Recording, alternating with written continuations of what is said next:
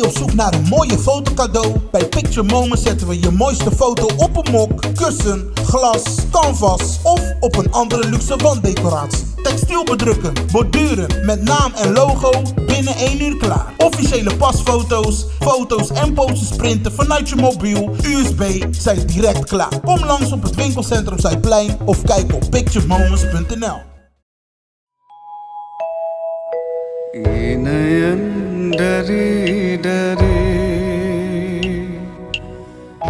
ये जान भरे भरे न तुम हमें जानो न हम तुम्हें जाने जरा नजरों से कह दो जी निशाना चूक न जाए न ये चांद होगा न तारे रहेंगे.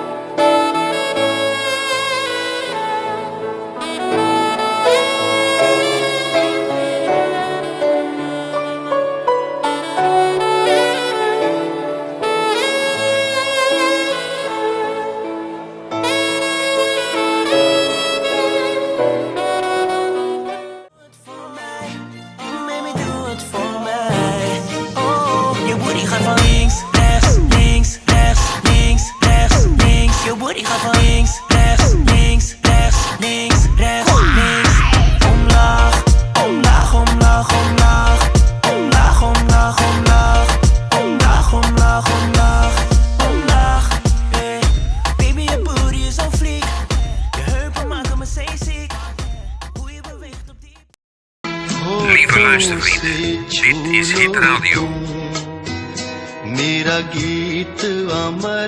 Zo klonk het 30 jaar geleden. En zo klinkt het vandaag.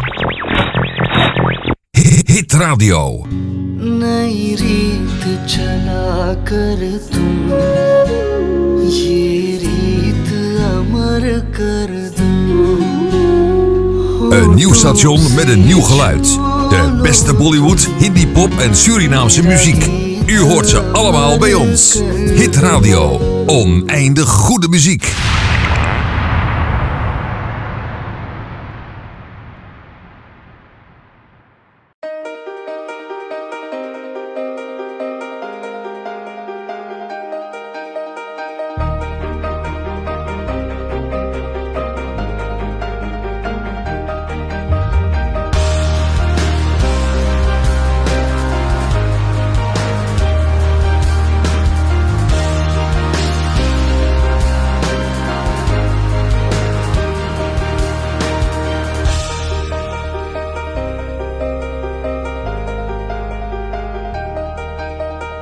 Suriname Airways. Proud to serve you. Notariskantoor Lont en Lalma Homet voor al uw notariële zaken in Nederland.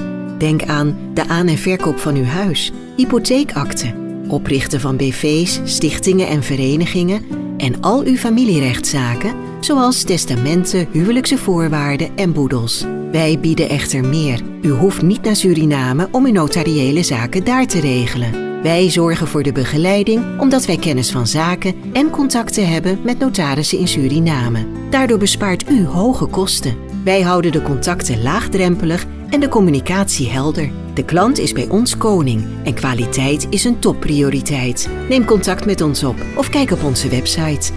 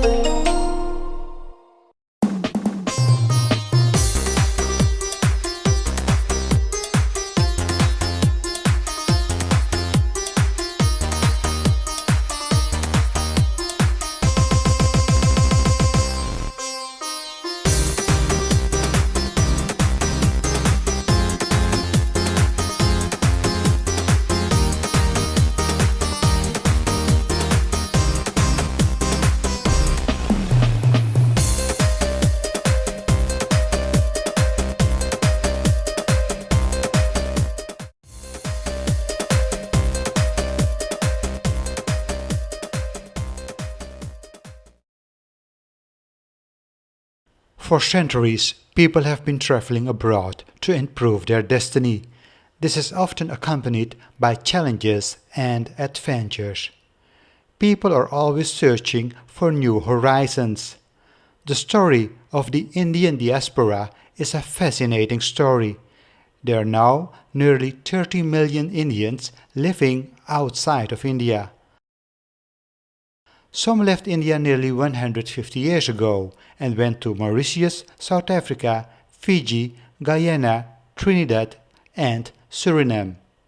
The estimated size of the Indian community in the Netherlands is about 200,000 people, the largest population of Indian origin living in any continental European country.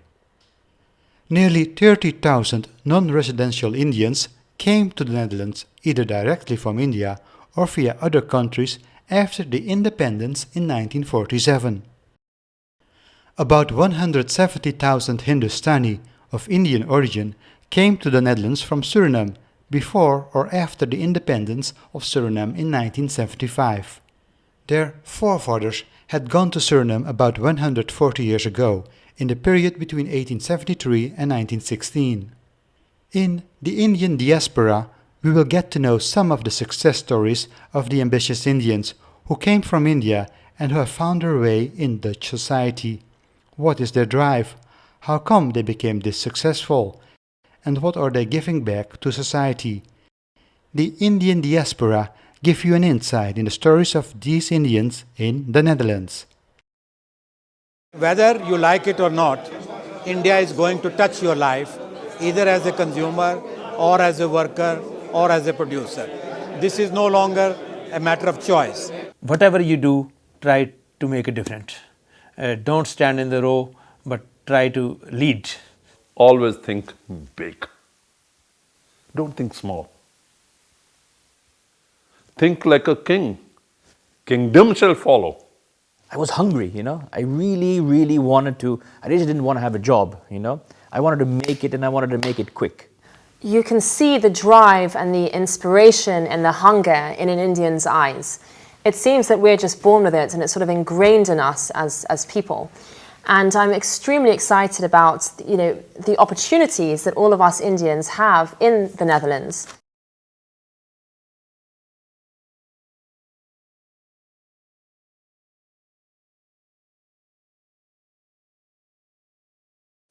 My name is Ram Lakhina. I come out of India and I have been living in the Netherlands since 1963.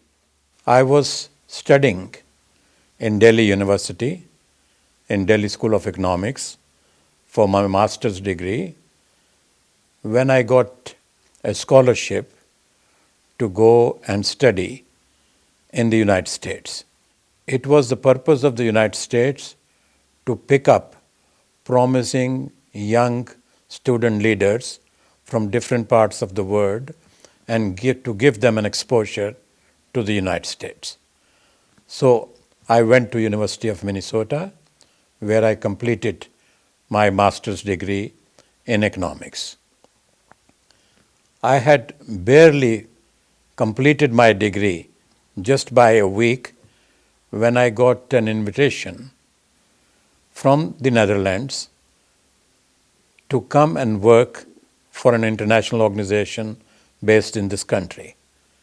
The organization was called Research and Information Commission of the International Student Conference, which had its international secretariat in Leiden-Oostgeest area. The people of Indian origin have done remarkably well outside India. It is from starting from very simple base against all odds, the success stories are astounding. Well, my name is Jasbir Singh. I'm a lawyer by profession. Originally, I come from India, northwest of India, the state of Punjab, bordering Pakistan. It was quite a long time back in 1972. I start early in the morning, and the first thing do early in the morning is a little bit of meditation, bit of yoga, bit of exercises to keep myself healthy and have the energy to make a long day. I was studying in India. I came from quite a rural background. I was the first person to go to the university from our community there. And luckily enough, I was somehow good at English, and I passed my bachelor's with honors in English. So that was the reason my professors at that time, they said, okay, you have talent, you must go to Oxford in UK and come back with a degree in education. And so that with that intention, I say, okay, I will try, and Oxford accepted me. But before going there, I thought, let me see a little bit of Europe. So I went to Germany, I went to France, I went to Belgium, and that was very short stay, and then I landed up here in the Netherlands. And that was, I'm talking about 1972. The atmosphere was so good, so attractive, the people so friendly, that I thought, why should I move to any other country when this seems to be kind of promised land? The nature of the people was quite people being frank, hardworking, physically strong, all those features that we have in India, especially these are attributed to the Punjabis, the community where I come from. So that made it very easy for me to settle down. I was young, only 19 at that time. You cannot always think about the long-term planning, and it was an emotional decision to stay here. So I had to start thinking of earning something, and in those days there were just labor exchange for students. They sent me for 4 days to a firm that preserves fruits and vegetables, and I landed up as first Indian in that firm. And again the same story, that the management, the directors, and even that the colleagues, they were so overwhelmingly friendly. And that 4 days, initially that was my intention, that changed to almost 20 years of service in the same firm.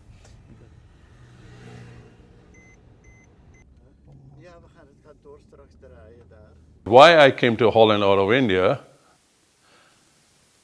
I'm an ex-army officer, had a lot of responsibilities in India, so I left the army and I thought, let me go to Europe and see what I can do there. So once I came to Holland, life was not easy. It was very tough, very, very tough. In the years 74 and 75, the snow was very severe. It was very, very cold, and I really didn't know what to do. So one day I was standing, I found a job as a dishwasher, but then one day I was standing on the lights plane thinking with my last couple of guilders in my pocket whether to walk to Buitenveld where I was working or take a bus, but the bus would cost me 1 gulden. At that particular moment, the gentleman approached me and he said, "Are you from India?" So I said, "Yes, of course I'm from India." And then he saw my turban and my outfit and he said, "So you are a Sikh?" I said, "Yes, of course I'm a Sikh." He said, "You don't mind joining me for a drink? I would like to invite you for a drink." I was a little bit hesitant, but then I thought to myself, maybe if I have a cognac, then I can walk to Buitenveld. So this gentleman took me to this bar on the lights plane, and I ordered a cognac. And he asked me, "What are you doing?" So I told him that this is my background and this is what I'm doing. And then he said, "But why? Why don't you get into business or something like that?" So I said, "I have no money. And I have no experience of business either." Then he says, "Look, I've got an idea for you.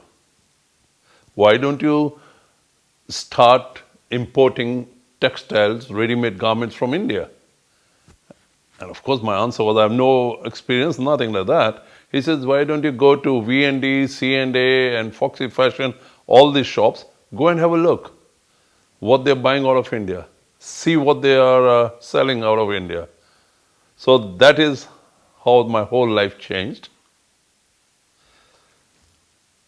I started going to C&A, I went to V&D and studied the whole business of textiles, what were being imported from India. 10 days or 2 weeks later, I bought 3 samples in C&A. And then I found out who the buyer of C&A is. I said, I've got these 3 samples for you. So I opened, those days when you flew KLM, they would give you a briefcase kind of a thing. So I opened that KLM briefcase and I took out those 3 samples. And he was so angry when he saw those samples. He said, these samples are from my shop. I said, yes, Mr. Fernwaken, these are from your shop. Last 2 weeks, I've been coming to your shop every day. And what I noticed, this model is your best-selling model. This is your number 2 model. And this is your number 3 model. The moment he got my answer, he was surprised. He says, you told me you're from the army and you don't know anything about business, but you're right. This is my best-sold model. He said, okay, because you're here, I will give you an order. So he started writing the order. He says, so what's the name of the company? And I didn't know anything about the company. So I just said, oh, Guru. Oh, he said, Guru is a very good name. So that's how he wrote the order. And I got the first order of 5,000 pieces. Now with those 5,000 pieces, the gentleman who had offered me a drink, he had given me a card. He was a director in ABN AMRO Bank. So I went to him straight away.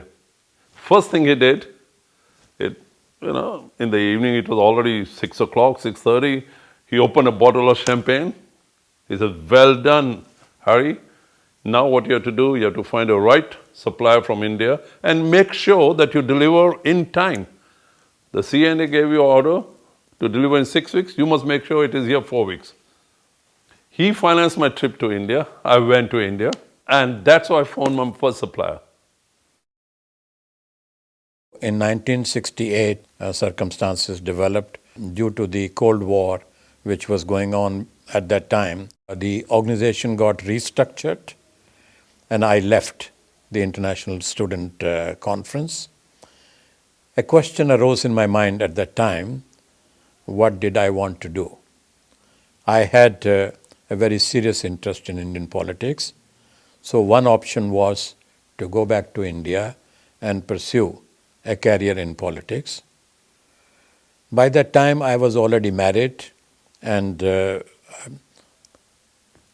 my wife and I discussed the subject and came to the conclusion that to be independent in politics and to be honest in politics, particularly in a developing country such as India, it was important to have a sound financial base so that family will not be affected by ups and downs which can happen in politics. So I decided to go into import of ethnic clothing items from India to the Netherlands, and due to the right moment, the right thing at the right time, the business became almost instantly successful and started flourishing. I think that I achieved what I wanted in 2 years' time. I got the degrees, bachelor and masters in the law. Interestingly enough, because originally when I was told that it can take 8 or 10 or more years, I thought, okay, if it is that's what the Dutch people are doing, for me it can take even longer because I don't command the Dutch language. So that in those 2 years, what I was studying in the evening, I did different things, management, translation, Horika, that kind of just all those diplomas I thought I can use somewhere. If my company fails, I have something to start with. But I could not use any of those things because in 2 years' time I had the LLM in law, and the community was very enthusiastic about my achievement. I I could strike a deal with a law company immediately to start as a partner with them. So then I decided to move to Hoofddorp in year 2000. I migrated to this and started my practice where I am right now.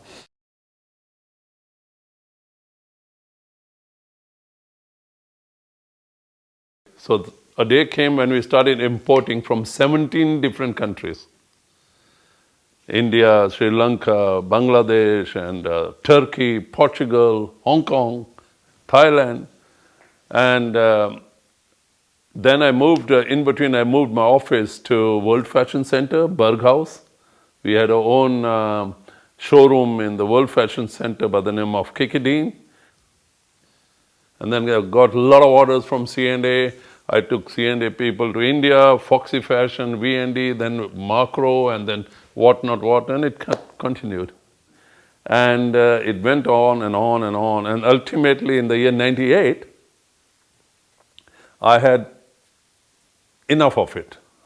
I was getting bored with traveling. I wanted something new, something challenging. And so in the year 98, then I sold my business complete.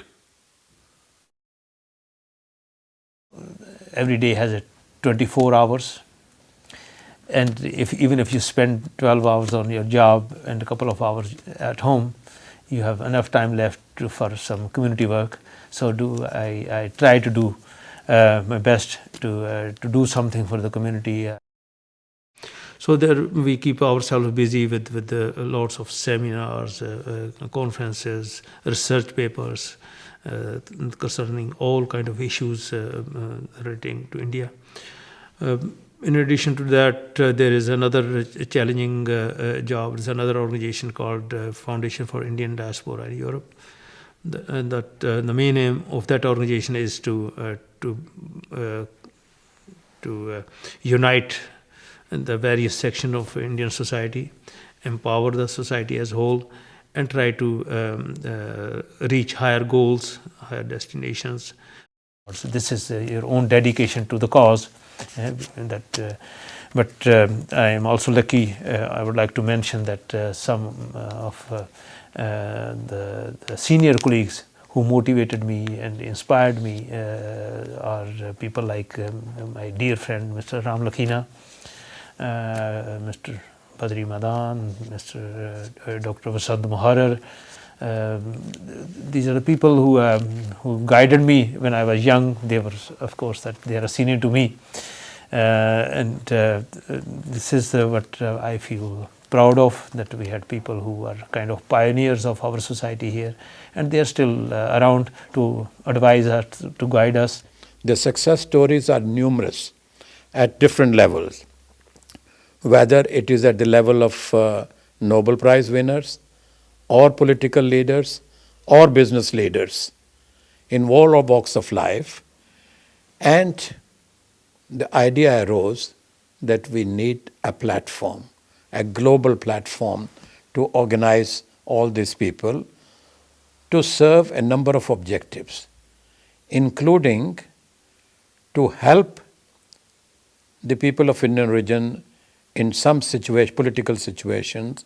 These ideas led to a convention in New York, in the United States in 1999, which was initiated by people of Indian origin from the United States to explore the idea of creating a global platform. And on behalf of the Foundation for Critical Choices for India, we played a role. We were invited from here to go to that convention. At that convention, we came to the conclusion that we wanted to create a formal organization called GOPIO, Global Organization of People of Indian Origin. The organizational matters, writing of the constitution, communicating with people around the world, bringing them together, took some time, but we were able to hold the next convention at a global level in New Delhi, where I was formally elected as the first chairman of GOPIO. I'm referring to the global platform involving all the countries. The objectives were many, but to mention only 2 or 3 important ones: to meet, to exchange ideas, to learn from each other's experience, to help each other in hours of need, particularly in some difficult political situation, such as it existed at that time in Fiji, where the Indian community was not getting a fair deal. We came to their support. We made a petition to the United Nations, and because Fiji is a small country, this petition had a lot of impact. I played that role in Gopio to the maximum extent of the term allowed under the Constitution, and after that I have moved on to other activities.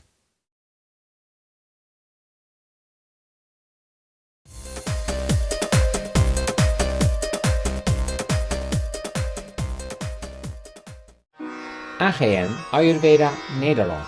Met meer dan 30 jaar ervaring en begrip onder de deskundige leiding van de heer Anil Kumar Mehta, de oudste Ayurvedische kliniek in Nederland. U kunt bij AGN terecht voor een vakkundig gezondheidsadvies en klassieke Ayurvedische behandelingen. Immers, een simpele tip kan voor u een wereld van verschil betekenen. Ons motto: leef bewust, weet wie u bent, wat u eet en geniet van het leven. Wilt u Ayurveda leren? Dat kan ook. Bij ons opleidingsinstituut IJsra kunt u diverse beroepsopleidingen volgen tot Ayurvedic Practitioner, Ayurvedic Technician, Ayurvedische massagetherapeut, Ayurveda Yoga Teacher en Therapist. IJsra, uw kans om Ayurveda te leren en de mensheid van dienst te zijn. Agribidij regelt uw uitvaarten volgens uw geloof. Zij begeleidt ook de nabestaanden bij de rituelen. Door 16 jaar kennis en ervaring is Agribidij in staat u een volledige dienstenpakket te leveren. Het maakt niet uit waar u verzekerd bent. Agribidij kan de uitvaart voor u regelen. Ook als u niet verzekerd bent, kan Agribidij uw uitvaart regelen. Agribidij is vanaf 2014 een keurmerkondernemer geworden. Voor meer informatie kunt u terecht op onze website.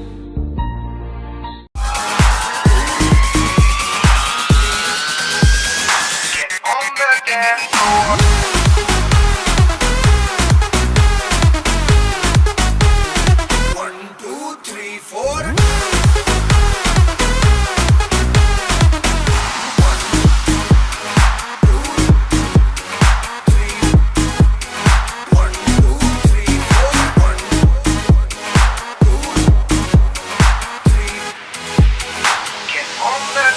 floor.